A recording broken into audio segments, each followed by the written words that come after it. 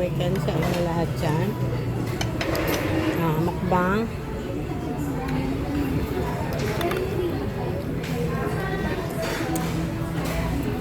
Edit ko yung pangalan ng Ken.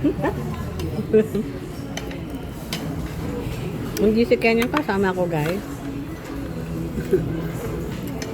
Baka magtaka si Ken, oh. Hindi mo naman ako kasama. Bakit nandun yun?